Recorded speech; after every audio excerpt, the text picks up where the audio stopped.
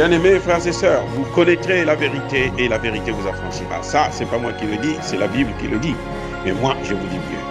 Vous connaîtrez la vérité historique, notamment celle de vos ancêtres kémites, et vous aurez une vision globale de ce que c'est que la vraie souveraineté politique. J'ajoute, vous reviendrez à la spiritualité africaine ancestrale et vous comprendrez les enjeux de l'indépendance économique. Et pour terminer, vous accepterez votre identité culturelle kémite et vous obtiendrez deux choses. La première, c'est la paix. La seconde, c'est le développement, à une condition. L'unité de toute l'Afrique noire, l'unité de tous les Noirs du monde entier. Ok, pas tous, bienvenue sur la chaîne des panafricanistes par essence, par conviction et par excellence. Celle des citoyens kémites par nécessité et obligation de combat. Nous sommes une chaîne qui n'est guidée que par nos ancêtres et rien que par les ancêtres qui appartiennent à l'égrégore du monde noir. Par conséquent, nous ne croyons en aucun Dieu venu de l'étranger. Toutefois, cette vidéo n'est aucunement destinée à inciter à la haine ou à la violence, car nous menons un combat qui est d'abord et avant tout spirituel, intellectuel et démocratique. Ensuite, il est politique, géopolitique et géostratégique. Contre l'impérialisme, le colonialisme, le néocolonialisme et l'endocolonat, qui sont tous qualifiés de crimes contre l'humanité. Nous menons ce combat sur la base du principe fondamental que nous avons hérité de nos ancêtres kémites, qui est celui de la Mahat, c'est-à-dire solidarité, vérité et justice. Vous êtes donc en droit de connaître la vérité et nous avons l'obligation de vous dire la vérité, rien que la vérité, afin que justice soit rendue au continent africain. Et ça, c'est notre modeste contribution dans cette noble lutte en faveur de la souveraineté, la dignité, la solidarité et l'unité africaine. C'est exactement ça que nous appelons le panafricanisme. Bien-aimés frères et sœurs, je veux vous faire écouter la fameuse vidéo qui est devenue virale. Je veux vous faire voir, plutôt, au lieu d'écouter, voir et écouter, bien entendu, pour que vous compreniez vous-même d'abord ce que le ministre, les mensonges du ministre de la Défense française, et aussi les ambitions piteuses ou honteuses comment on l'appelle, Monsieur Crouzet, un agent des renseignements français. Écoutez et regardez et nous allons en parler. Sébastien Lecornu s'est exprimé sur ce retrait il y a quelques minutes à notre micro. Écoutons-le. Dès lors que les pouvoirs en place, de fait, même quand ils sont illégitimes, c'est le cas de cette junte, décident de ne plus lutter contre le terrorisme, on n'a plus de raison de laisser nos troupes et notre matériel là-bas. Donc un calendrier de désengagement est actuellement en train d'être construit par l'état-major des armées pour que ça se fasse en bon ordre, en sécurité. Je rappelle qu'il y a beaucoup d'équipements, il y a 10 ans aussi de vie opérationnelle dans le Sahel, hein, et forcément ça va prendre un peu de temps parce que c'est pas un déménagement qui se fait comme ça en seulement quelques instants. Il va falloir aussi que la junte nigérienne, évidemment, s'abstienne de toute forme de provocation et s'assure aussi de la sécurité de cette manœuvre de redéploiement, de déménagement. Adjente, c'est une catastrophe ou pas? Il faut rappeler déjà que nous étions présents à la demande du gouvernement légitime. Et d'autre part, ce qui est une catastrophe, je voudrais avoir une pensée pour les populations sur place, qui aujourd'hui sont prises en étau entre les attaques des djihadistes, dont elles sont les premières victimes, votre graphique tout à l'heure l'a très bien montré, et des pouvoirs illégitimes qui ont décidé de ne pas les protéger. Donc aujourd'hui, on a à peu près 66 millions de personnes, entre le Mali, le Niger et le Burkina Faso, qui sont prises en étau et qui sont les premières victimes de ce refus des pouvoirs illégitimes, auto-désignés, de vouloir les protéger. Dans ce contexte, puisque la France, elle n'est plus sollicitée pour sa mission première de soutien à la lutte contre le terrorisme, il est normal qu'elle décide de quitter le Niger. On perd beaucoup. Oui, on perd beaucoup. Plus on lutte contre le terrorisme loin de nos frontières, mieux on se protège en général. Oui, alors c'était le but de notre intervention en 2013, qui était la dernière grande décision courageuse finalement d'un gouvernement français en Afrique. Je rappelle que on a entendu parler à nouveau du terme de France-Afrique de la part du président de la République hier soir. Oui, il a dit c'est terminé. Je rappelle que quand même depuis 30 ans, nous ne sommes jamais intervenus de manière unilatérale. Nous sommes toujours intervenus à la demande des les États africains pour leur venir en soutien et en aide. Donc ça fait 30 ans que la France-Afrique, en fait, c'est terminé. On l'a entendu déjà dans une interview de Catherine Colonna il y a 15 jours. Je crois qu'il faudrait maintenant éviter et bannir ce mot France-Afrique, parce que ça nous remet à chaque fois dans la position de pénitent, Dans une forme de culpabilité. qui est coupable ou qui est présumé coupable. Il est peut-être temps de changer de posture. Bon, ensuite, c'est vrai que en étant présents, nous pouvions mieux nous protéger des actions des groupes djihadistes. D'un autre côté aussi, peut-être maintenant, notre ambassadeur et notre contingent n'étant plus otages au Niger, en quelque sorte, dans cette position de Fort Alamo, nous aurons peut-être plus de latitude pour monter des opérations de déstabilisation, cette fois-ci plus clandestines. Bien-aimés frères et sœurs, si j'ai bien compris, le ministre affirme une chose, que le pouvoir aujourd'hui de Tchani ne veut pas mener la guerre contre le terrorisme. Mais ce qui est en train de se passer là, actuellement, là, c'est quoi? C'est pas la guerre contre le terrorisme. C'est-à-dire que les Français sont des menteurs, mais grossiers. Vous savez, quand je veux bien qu'on puisse mentir, hein, d'accord, ils sont comme ça, ils sont comme ça. Mais être aussi grossier, ça n'a aucun sens. Depuis quand le général Tchani a dit que nous ne voulons pas mener la guerre contre le terrorisme? Mais si c'est ça, mais les Américains devraient aussi partir puisqu'ils ne veulent pas la guerre contre le terrorisme. Puisqu'ils ont accepté de se soumettre au terrorisme. Mais le terroriste, c'est qui? Le terroriste, c'est bien Emmanuel Macron. Le terroriste, c'est qui? Le terroriste, c'est bien l'armée française. Ce sont des mercenaires. Ce n'est pas des militaires, ce sont des mercenaires. Vous voyez, le cornu n'a même pas eu le courage de dire les ambitions. En fait, parce qu'en ce moment, ils sont en train de chercher un terrain d'atterrissage en Afrique. Parce que quand c'est le retour, vous voyez, Sylvain Ité est déjà de retour. Hein. Sylvain Ité est déjà à Paris. Donc, l'armée pouvait commencer déjà à faire partir des gens. Ils sont 1500. On pouvait déjà faire évacuer au moins une centaine, 200. Et puis les autres sont en train de emballer les affaires et tout, partir avec. Voilà ce qui se passe. C'est un mensonge grossier. Non. Justement, la France n'est pas la solution au problème du terrorisme. La France est le problème du terrorisme. Parce que c'est la France et les États-Unis qui ont amené le terrorisme dans le Sahel. Et on ne peut pas, c'est impossible, de mêler la guerre contre le terrorisme avec ceux qui ont amené le terrorisme dans notre pays, sur le continent. C'est pas possible.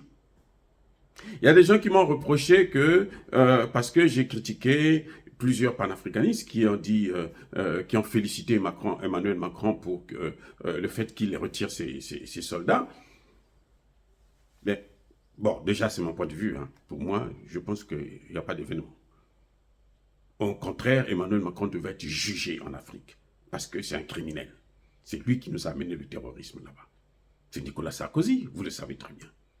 Donc je ne vois pas quelle est la félicitation qu'on va leur apporter. Les dégâts sont immenses. Mais si on les félicite, les morts là, on va dire quoi d'eux? Bref, ce n'est pas ça le problème. Je répète que l'armée nigérienne est prête à combattre, mais elle change de partenaire parce que le partenaire là, c'est le problème. Le partenaire là, c'est lui qui a organisé tout le chaos que nous voyons aujourd'hui. C'est ce partenaire là qui nous a exposés, qui nous a mis dans cette situation. Donc il faut se débarrasser de lui.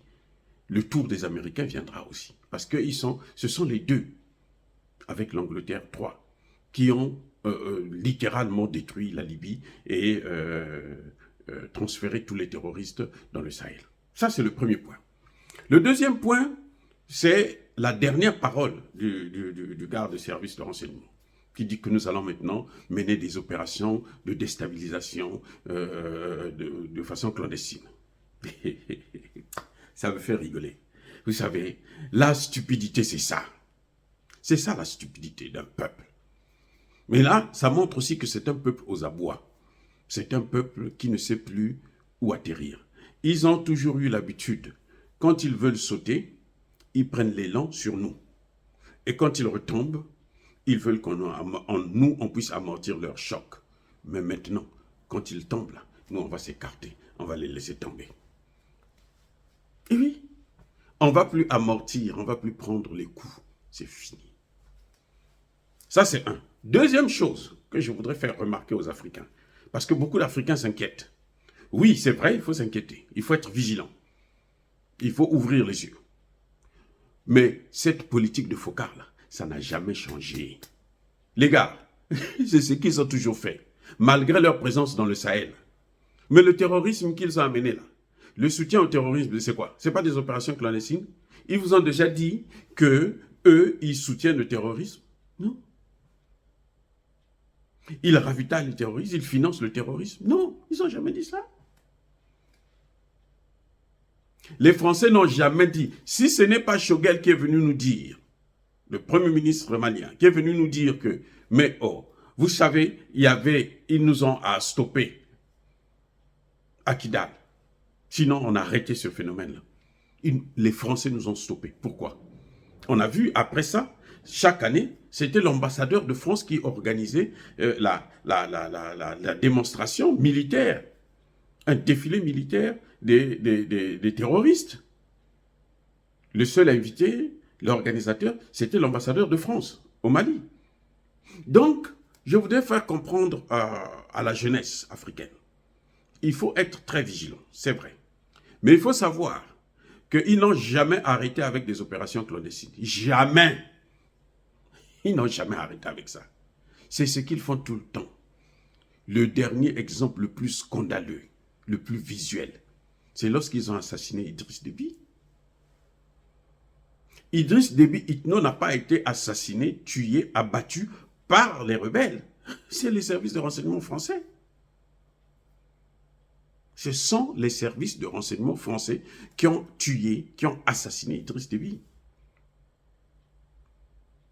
Puisque je l'avais démontré dans ma précédente chaîne que YouTube avait fermée, on a tiré par le haut.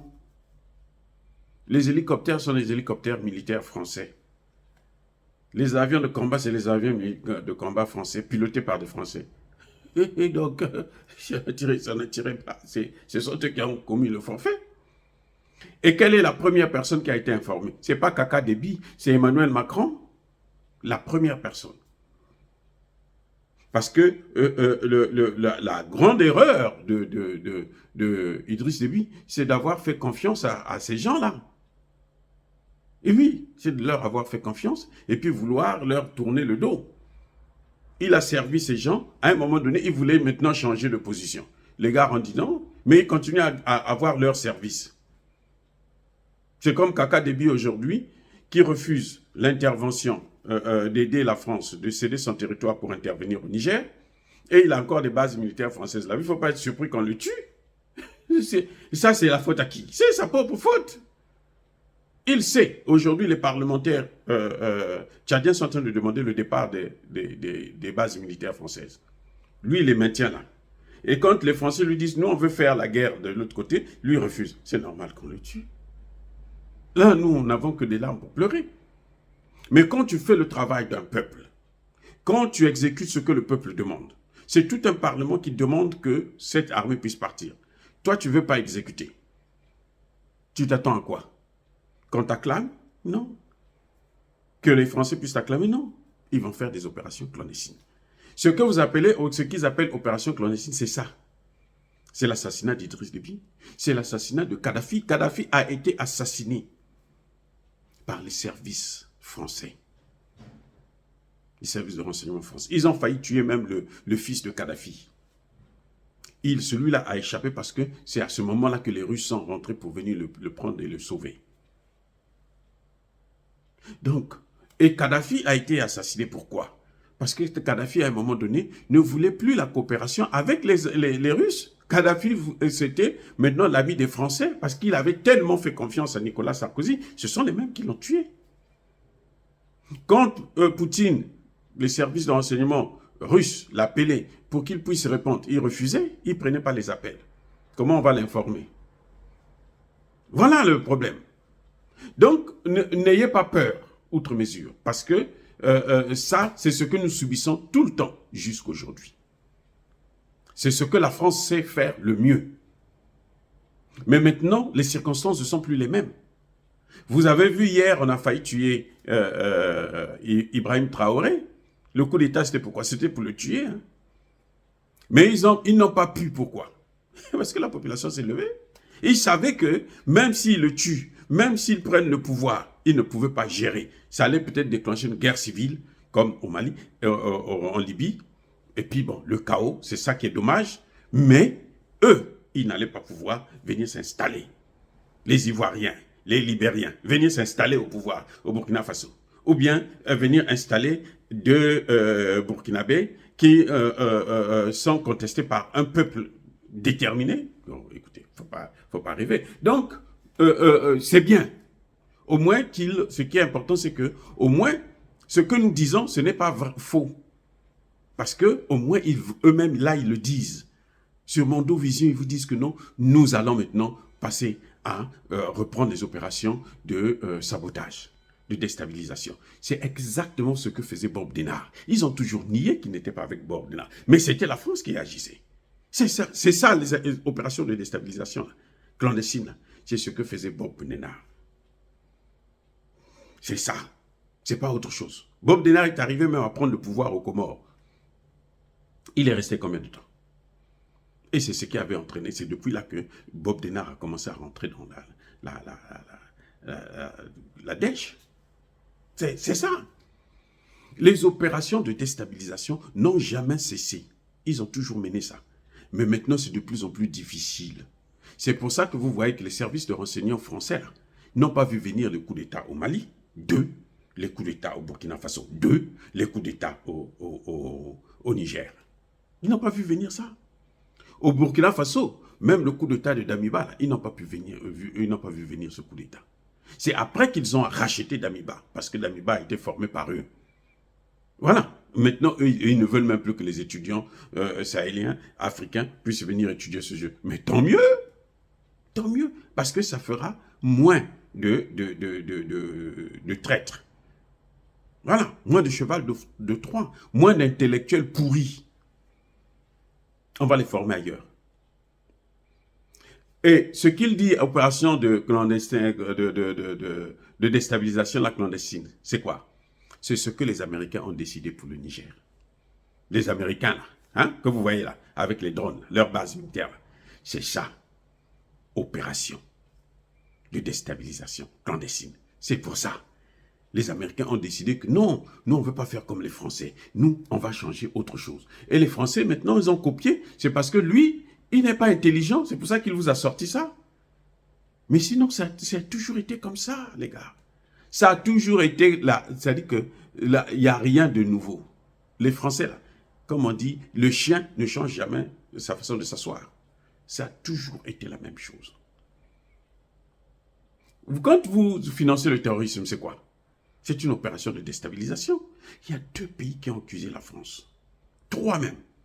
Le Mali, le Niger et le Burkina Faso. Ils ont accusé directement la France aux Nations Unies. À l'ONU, ils ont dit, voilà ce que fait la France chez nous. Vous dites, mais c'est quoi? Ce sont des opérations de déstabilisation. Ce qu'ils sont allés faire en Côte d'Ivoire, à l'époque de Laurent Gbagbo, c'est quoi? Opération de déstabilisation. Quand ils vont prendre le responsable de la CENI, ils le prennent, chargé des élections, là, on l'amène dans un hôtel, on lui dit, proclame les relations, les résultats contraires à ce qu'il y a. C'est ça, opération de déstabilisation. Et c'est ce qu'ils ont toujours fait. Et la seule chose que les Français savent faire, c'est déstabiliser les pays, c'est piller les pays. Et puis, opération de déstabilisation, ça n'a pas été inventé par les Français. Ils n'ont rien inventé de bon. Ce sont les Américains. Donc là, vous voyez, là, c'est exactement la politique américaine que Emmanuel Macron pense qu'il pourra mettre ça en œuvre. Voilà. Mais les circonstances ont changé. Hier encore, là, nous avions des populations qui regardaient, qui étaient latentes. Aujourd'hui, nos populations ne tolèrent plus et ne toléreront plus jamais ce qui s'est passé. N'ayez pas peur, outre mesure. Il faut seulement être vigilant. Il faut seulement faire comme ça s'est passé hier là, avec au Burkina Faso, où la population est sortie et les gens ont veillé toute la nuit. pour attendre. On va voir comment eux, ils vont venir tuer notre président. Ou même s'ils arrivent à le tuer, là, on va voir comment ils vont gouverner ce pays. Quand Emmanuel Macron vous dit les djihadistes auraient pris le Mali, le Burkina Faso, le Niger, soyons sérieux. Vous pensez qu'ils auraient pu arriver jusqu'à ce niveau-là? Un petit groupe de voyous, de drogués, de bandits, de criminels, venir prendre 3 pays, 5 millions de kilomètres carrés, et puis gouverner, comme ça là. Et les gens devaient les regarder. Écoutez, moi, vous voyez, parce que ce sont des menteurs. Ils mentent comme ils respirent. Poutine a dit l'empire du mensonge. Voilà. Dire cela, c'est inciter à la haine ou à la violence. Non, il n'y a pas colère. Mais je veux vous dire encore une autre chose que j'allais oublier. C'est que plus ils vont mener des opérations de déstabilisation clandestine, plus le sentiment anti-français va augmenter. Ah, regarde. Je reprends. Plus ils vont augmenter, ils vont mener des opérations de déstabilisation du continent africain, plus le sentiment anti-français va augmenter. Plus ils vont venir tuer nos parents, nos leaders, les leaders de la société civile et autres. Parce que c'est ça justement l'opération de déstabilisation. Plus les Africains vont commencer maintenant à avoir un véritable sentiment anti-français sans limite. Quitte à ce que quand ils tuent quelqu'un chez nous, nous aussi, on tue un des leurs, chez eux ou chez nous. Parce qu'ils sont là. Il y a des Français blancs qui ne veulent pas du tout quitter l'Afrique. Ils ont juré, quelles que soient les circonstances, nous on ne sort pas. Mais ce sont des cibles.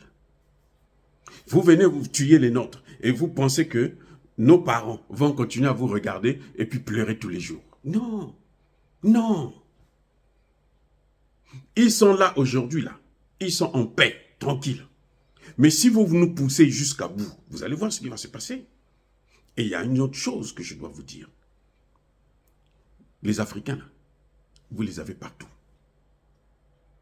C'est-à-dire quand on dit l'Afrique, c'est 1 milliard, 400 millions, 300 millions d'habitants. En réalité, c'est faux. Parce que l'Afrique, c'est aussi sa diaspora. Et sa diaspora, c'est qui? C'est les Caraïbes, c'est les États-Unis, c'est l'Inde, c'est partout au Brésil. Il y a des millions de Noirs. Si on compte la population noire, c'est au moins 2 milliards d'habitants actuellement. Imaginez que tout ce monde-là se fâche. Partout, chacun partout là où il est. Imaginez. Vous croyez que nous sommes connectés par le sang. Le sang noir, là, ça nous connecte. Et que si on continue à nous faire, nous persécuter, vous allez voir qu'il y aura une révolution de tous les noirs du monde entier. Et ce sera incontrôlable. Ce sera une bombe atomique. Non, on ne peut pas jouer avec les gens comme ça. Emmanuel Macron est en train de jouer avec le feu. Il est en train de jouer avec le feu. Seulement ici aux États-Unis, si les Noirs américains décident de prendre des sanctions contre Emmanuel Macron, contre la France, vous allez voir. Il suffit qu'on décrète ici, là, on ne touche plus les produits français. Vous allez voir ce qui va se passer. Nous sommes les meilleurs, les plus grands consommateurs des produits que les autres fabriquent. Aux États-Unis, nous sommes les meilleurs, les plus grands. Que ce soit dans la couture, que ce soit dans les chaussures, que ce soit dans l'immobilier, nous sommes les plus grands acheteurs.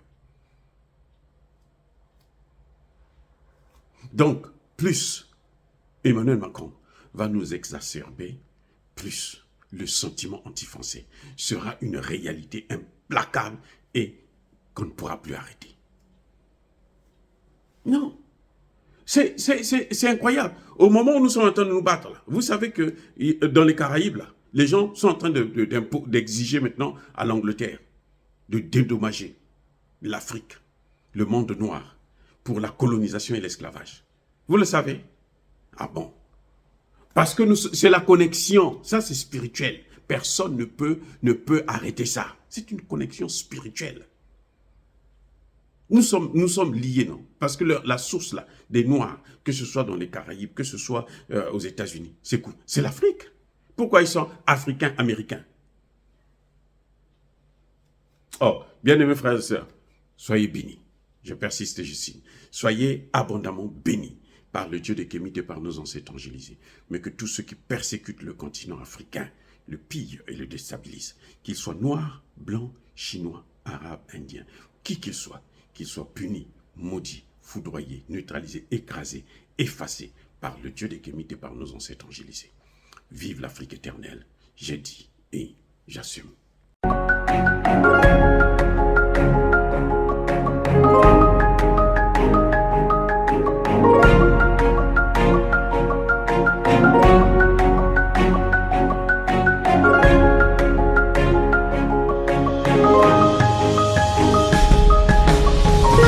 Eux, ils marchent par la foi et non par la vue.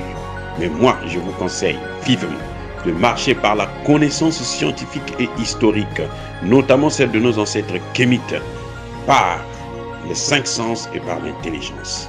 À vous, à Pierre.